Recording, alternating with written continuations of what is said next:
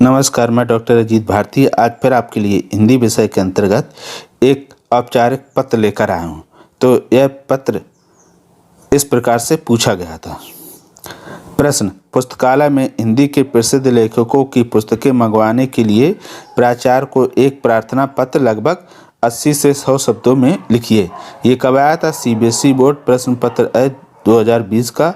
विषय हिंदी कोर्स ए set number 2 है और कोड नंबर है इसका 312। ठीक, तो सबसे पहले हम क्या करेंगे, उत्तर लिखेंगे।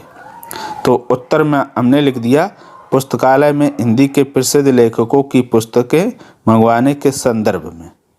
उसके बाद हम लिखेंगे सेवा में, और सेवा में के ठीक सामने लिख देंगे दिनांक।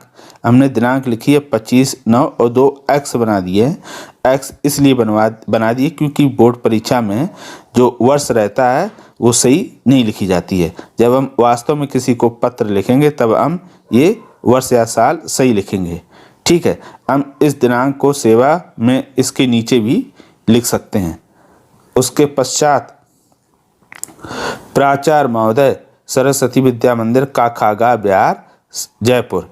ये हमने प्राचार्य महोदय लिख दिया। उसके नीचे स्कूल का नाम और पता लिख दिया। आप किसी भी विद्यालय का नाम और पता काल्पनिक इसी तरह लिख सकते हैं। फिर विषय पुस्तकालय में हिंदी के प्रसिद्ध लेखकों की पुस्तकें मंगवाने के संदर्भ में, ये विषय हो गया। तो विषय ऐसा होना चाहिए कि उसमें पूरा प्रश्न समझ में आ जाए। उसके बाद लिख देंगे महोदय और एक कॉमा लगा देंगे। उसके तत्पश्चात नीचे ही हम लिख देंगे अपना पत्र। तो पत्र इस प्रकार लिखेंगे, उपर्युक्त विषय के संदर्भ में निवेदन है कि मेरा नाम आबासा है, मैं कक्षा 11वीं का छात्र हूँ। विद्यालय के पुस्तकालय में हिंदी के प्रसिद्ध लेखकों की पुस्तकों का अभाव है।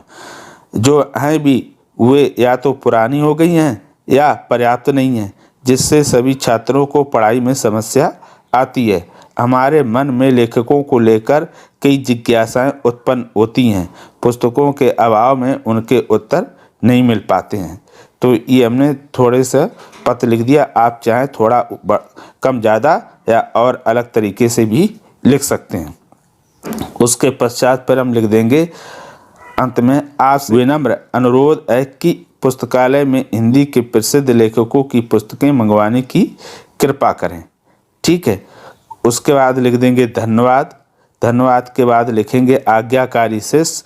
आज्ञाकारी शिष्य के बाद हम नाम के स्थान पर लिख देंगे आबासा, और अंत में हम लिखेंगे कक्षा, तो कक्षा 11वीं। ठीक, तो इस प्रकार क्या होगा, हमारे ये पूरा पत्र लिखकर तैयार हो गया। आप इसको देख लीजिएगा, ये बोर्ड परीक्षा में 2020 में आया था। तो इसी तरह से अगर आप साफ सुथरा स्वच्छ त्रुटि रहित पत्र लिखेंगे तो निश्चित तौर में आपको पूरे में पूरे अंक मिलेंगे। हम किसी तरह की कोई काट छाट नहीं करेंगे। और त्रुटि से यानी गलतियों से बचने के लिए सबसे अच्छा तरीका ये है कि आप पत्र में उन्हीं शब्दों और वाक्यों का प्रयोग करें जिसे आप ठीक ढंग से लिख सकते हो। जिसमें आपको लिखने में कठिनाई या मुश्किल है, उन शब्दों का प्रयोग बिल्कुल ना करें। और प्रश्न से जब विषय लिखे तो प्रश्न से ही देखकर लिख ले, तो उसमें भी कोई गलती नहीं होगी। जो हमने ऊपर उत्तर लिखा है, पुस्तकालय में हिंदी के प्रसिद्ध लेखकों की पुस्तकें मंगवाने के संदर्भ में, अगर इतना बड़ा उत्तर ना लिख पाओ तो सिर्फ इतना लिख सकते हो, पत्र लेखन। अगर वो भी ना लिख पाओ तो ऐसे लिख दो, प्रार्थना पत्र। ठीक है, तो इस प्रकार आप अगर पत्र लिखेंगे तो आपको पूरे में पूरे अंक मिलेंगे। अभ्यास कैसे करेंगे? सबसे पहले इस पत्र को देखकर हम क्या करेंगे, लिख लेंगे। उससे क्या होगा, देखकर लिखने से हमें फॉर्मेट समझ में आ जाएगा, और उसके बाद दूसरी बार हम बगैर देखे लिखेंगे। इस तरह अभ्यास करोगे तो आप पत्र लिखना सीख जाओगे। तो आज के लिए इतना ही। धन्यवाद।